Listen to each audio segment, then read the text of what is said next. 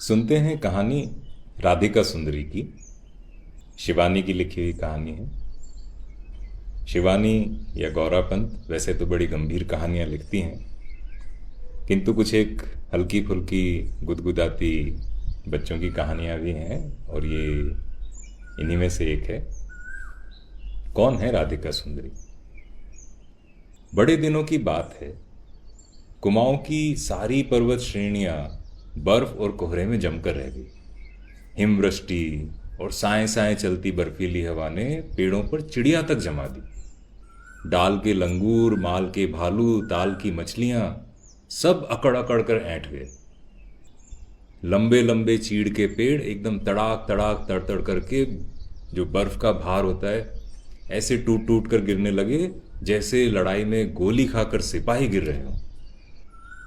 पशु पक्षी परेशान, तो कुमाऊं के सारे पशु पक्षियों ने मिलकर एक सभा की। और सभापति कौन बना? जो सबसे बुद्धिमान गीदड़ था, वो बना इन सबका सभापति। भाइयों, जैसे भी हो इस पहाड़ी हवा से छुट्टी पानी ही होगी।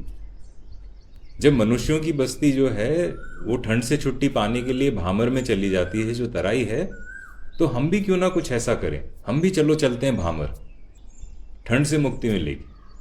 एक मत से एक कंठ ने सबने कहा, वाह वाह, क्या सूझ की बात कही है, अवश्य अवश्य। बस फिर क्या था? भालू, चीता, खरगोश, पहाड़ी घुरड़, कांकड़, तीतर, चूहा, कोई भी ऐसा पहाड़ी वन्य पशु नहीं था जो परिवार के साथ भामर की ओर नहीं चल दिया। पूरा पलायन, प्रस्थान जो हो गया। नैनीताल, अल्मोड़ा, रानीखेत, ताड़ी खेत, एक एक करके सारी पहाड़ियां, सारे पहाड़ी कस्बे और गांव सब पशुहीन हो गए।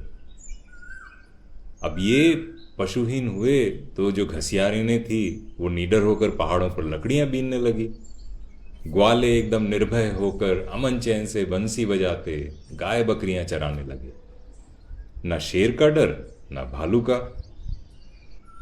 और उधर उनकी भी मौज थी। कहीं गन्ने के खेत में पिले हैं, कहीं काला टोंगी की धूप से एकदम काली पहाड़ियों पर किलक रहे हैं। तो इंसान भी खुश, जानवर भी खुश। अब ऐसी ही धूप में एक दिन पहाड़ से आए हुए गीदड़ों का दल जो है वो भामर की गर्मी का आनंद ले रहा था, सन एंड शेड्स वाली स्टाइल में। अचानक से शेर की दहाड़ से सारा वन गूंज उठा, दिशाएं कांप उठी। फिर दहाड़ का स्वर आया, भूखे शेर का स्वर, जंगल के क्रोधी बादशाह की गर्जन। गीदड़ों का दल सिमट कर रह गया, किंतु दूसरे ही क्षण उनके दल का सरदार चौकन्ना हो गया, ये जो सभापति बना था। और दिमाग में युक्ति आई। सामने झुरमुट में एक मरे हाथी की लाश मिल गई, और वो लाश क्या मिली, डूबते को तिनके का सहारा मिल गया, और तिनका भी इतना बड़ा। तो गीदड़ों का जो सरदार है विजय सिंह, उसने आंखें लाल बना ली, मूंछों को सतर बनाया, एकदम ताव देकर दुम तुरे की और गरज कर बोला, कौन है रे? ये अंधेरी कोठरी में गरजने वाला कायर कौन है? आजा, अखाड़े में आ। बुढ़े विजय सिंह ने मूछें ऐंठ ली हैं। भामर के शेर ने ये बात सुनी, सुन के कलेजा कांपा। ये कौन अजनबी है? उससे मोर्चा लेने वाला, उसे चुनौती देने वाला। आज तक कोई भी ऐसा माइका लाल नहीं जन्मा था। यहां तक कि अंग्रेज शिकारी हर्बर्ट साहब को भी उनकी दुनाली सहित निगल गया था ये शेर। तो शेर ने सोचा और उसके बाद हिम्मत करके आगे बढ़ा। शेर के पीछे पीछे वनराज महिषी महारानी शेरनी, और इन दोनों के पीछे उनकी बिटिया रानी। पीछे एकदम लचकती लतासी, पतली कमर को बल देती परम सुंदरी वनराज बब्बर शेर बहादुर की लाजवती कन्या, और इसी लाजवती कन्या का नाम है राधिका। तो गीदड़ देखता है शेर को आते हुए और एकदम विनम्र होकर कहता है, अरे आप हैं भामर वनाधीश, आइए आइए, पधारिए। कितनी प्रसन्नता हुई आपसे मिलकर। विजय सिंह ने आगे बढ़कर हाथ मिलाया। शेर ने देखा सामने हाथी की विशाल देह पड़ी है, मृत हाथी की, और बीन बीन कर गीदड़ों का दल उस परम प्रतापी हाथी की देह की हड्डियां ऐसे चबा रहा है जैसे कोई बताशे हों। शेर मन मन में घबराया कि ऐसे वीर गजराज की अगर ये दुर्गति हो सकती है तो मेरी क्या बिसात है। शेर थोड़ा सा सहम गया और एकदम सांस खींचकर बैठ गया। विजय सिंह फिर गरजा, भाइयों, हाथी का नाश्ता तो कर लिया, अब दिन के भोजन में क्या खाओगे।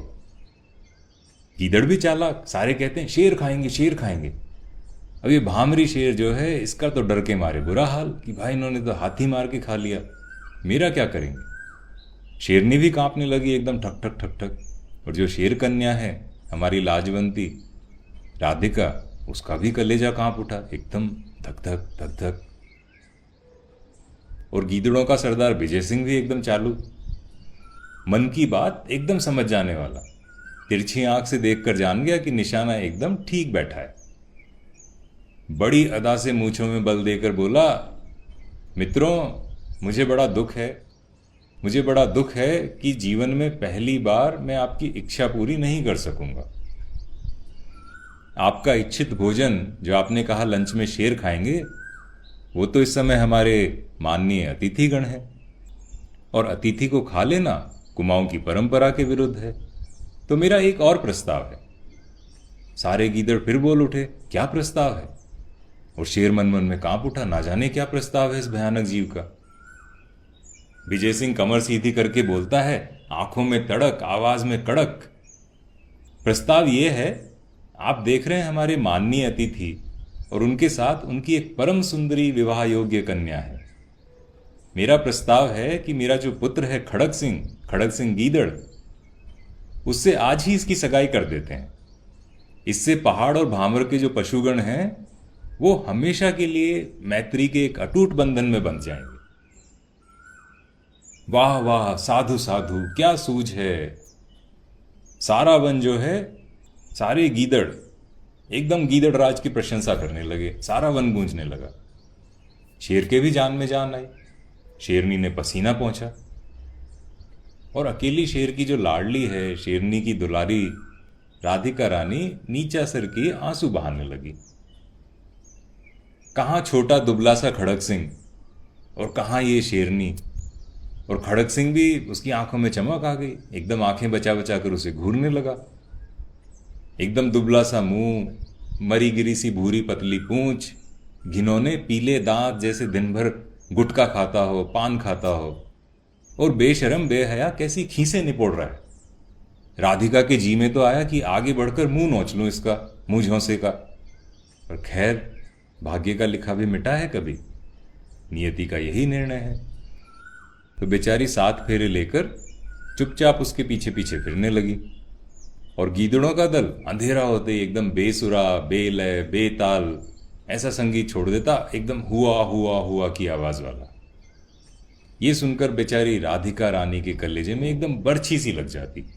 कहां तो बाप दादों की दहाड़ें और कहां ये खिलवाड़। पर बेचारी क्या करे, चुपचाप सहती रहती। और खड़ग सिंह भी एक नंबर का निकम्मा, एकदम ओछा, आकर कहता, ए रधुली, राधिका भी नहीं, रधुली, मेरे पैर दाब। ए राधिया, मेरी पूंछ को संवार। उधर से विजय सिंह कहता, ए बहू, चल झाड़ू लगा दे। सास कहती, हाय राम, बहू है या ठीकरी, कैसे सीना तान कर चलती है, तनिक झुकना सीख, आंखें नीची कर और धीरे धीरे बोल। शेर कन्या को ये सब कहा जा रहा है, बताइए, कि झुककर चले, आंखें नीची करके, धीरे धीरे बोले। वे बेचारी राधिका सबकी सहती, सबकी सुनती, कमर झुक गई बेचारी की, गला बैठ गया, पूंछ नीची होकर पैरों में लिपट सिमट कर रह गई। कौन कहेगा वो शेर की बच्ची है, किंतु शेरनी तो शेरनी है। शेरनी का दूध पीकर बड़ी हुई है, शेर पिता के साथ खेली है, दबने वाली तो थी नहीं, किंतु फिर भी कर्तव्य निभाते हुए पति के साथ साथ चुपचाप चल पड़ती है। खड़ग सिंह रोज सुबह निकल जाता और लौटने के बाद कहता, आज तो ये शिकार किया, वो शिकार किया कि बस एकदम तबीयत भर गई। बेचारी राधिका सोचती है, रोज कहते हैं वह शिकार किया, ये शिकार किया, चलो आज मैं भी साथ में चलकर देखूं कैसा शिकार करते हैं। अब आगे आगे खड़ग सिंह, पीछे पीछे राधिका। खड़ग सिंह बार बार मुड़कर राधिका की ओर देखता है, मन में घबराहट है कि आज तो ये देख लेगी, सारी बात पकड़ में आ जाएगी। पर वो राधिका को देखकर घुड़क के बोलता है, अरे तू क्यों मेरे पीछे पीछे आ रही, अब राधिका रानी बोल की बड़ी मीठी। महाराज मेरी माँ की सीख है, जहां पति जाए वहां तू भी जाना, पीछे पीछे चलना, तो भला मैं आपको कैसे छोड़ दूं। अब खड़क सिंह क्या कहता। इतने में ही भड़भड़ करके बांसों का झुरमुट झनका और चीतलों का एक दल एकदम भर भरा कर निकला। खड़क सिंह दुबक कर पेड़ से लगकर बैठ गए, एकदम डर गए। राधिका बड़े अचरज से उसे देखती है। हाय, ये कैसा शिकारी है, मुंह में आया इतना स्वादिष्ट कोर थूक दिया। भाई चीतलों का दल तो शिकार होता है, खाने का आइटम है। ताना मारकर बोलती है, महाराज मारा क्यों नहीं, चीतल का शिकार तो बड़े भाग्य से मिलता है। खड़क सिंह क्या कहे, लेकिन बात बनाने के लिए आगे बढ़कर उसे 3-4 तमाचे जड़ देता है। Domestic violence. कहता है, चुप ससुरी, तेरी बुद्धि तो भामरी बुद्धि है। हमारे देश में डरते भागते जानवरों को नहीं मारा जाता, हम सामने से शिकार करते हैं। और तू पत्नी है, पत्नी की तरह रहे, मेरे मुंह मत लग। खबरदार जो आज से मुझसे कोई सफाई मांगी। अब बेचारी राधिका क्या करती, आखिर थी तो बादशाही खानदान की बेटी, फिलहाल तो खून का घूंट पीकर रह गई। और विजय सिंह का बेटा अकड़ू खड़क सिंह फिर सीना तान कर चलने लगा, पीछे पीछे राधिका। और अचानक फिर से पेड़ों का झुरमुट हिला और इस बार जंगली भैंसों का झुंड एकदम सींग उठाए बड़ी मस्ती से आके खड़क सिंह के साथ खिलवाड़ करने लगे। अब कहां ये पतला दुबला मरियल गीदड़ और कहां जंगली भैंसे। खड़क सिंह की घिग्गी बंध गई। हे मेरे गंगनाथ, हे मेरे ईष्ट भगवान, तुझे 17 बकरों की बलि चढ़ाऊंगा। हुआ हुआ करके रोने लगा। ओ राधिका मेरी रानी, ओ भामरी हीरा, आकर मुझे बचा ले, प्लीज बचा ले। रोने लगा। राधिका ने कांपते थरथराते अपने पति को देखा, और वो भी ऐसे तुच्छ भैंसों के सामने। शेर के लिए तो तुच्छ ही हैं भैंसे, गीदड़ के लिए चाहे विशाल हों। तो वो भी लज्जा से लाल हो गई। लेकिन शेरनी, अंदर की शेरनी जाग उठी, गरजी एकदम दहाड़ मार के, आंखें लाल लाल, और सीधा एक का शिकार करके एक क्षण में उसका पूरा पेट फाड़ के पति के सामने पटक देती है। बोलती है, धिक्कार है तुम्हें, देखो मेरी एक गरज में सारे भैंसे भाग गए और एक तुम हो डर के दुबक के बैठे हो। उठो, कहीं चुल्लू भर पानी ढूंढो, उसमें डूब मरो। खड़क सिंह ने देखा दोनों तरफ, हर तरफ देखा, ऊपर नीचे दाएं बाएं, आसपास, इधर उधर कोई नहीं है, भैंसे भाग गए। बस एक पेट फटा भैंसा सामने पड़ा है जिसका शिकार राधिका ने किया था। अब क्या करे। लेकिन फिर से नाटक एकदम तड़ाक से उठता है और पटापट चटाचट पटापट राधिका पर एकदम लात घूंसे बरसाने लगता है। फिर कहता है, धत ससुरी, एक ही बार में मेरे शिकार का सत्यानाश कर दिया। कहीं ऐसे भी अरना भैंसा मारा जाता है? चट्ट पकड़कर पट्ट मार दिया अनाड़ी ने। हमारे देश में खेल कर मारते हैं भैंसे को। शिकार करना हो तो आनंद के साथ किया जाता है, जैसे बिल्ली चूहे का पीछा करके फिर चूहे का शिकार करती है। समझी नालायक कहीं की, चल सीधी घर को। आई है बड़ी धिक्कारने वाली, भामरिया भूत की अनाड़ी बेटी। बेचारी राधिका फिर चल दी पीछे पीछे, सिसकती कलपती, अपने अंदर की शेरनी को फिर से सुला दिया। अब घर पहुंचने के लिए एक नदी पार करनी पड़ती थी। खड़क सिंह और राधिका पानी में उतरे।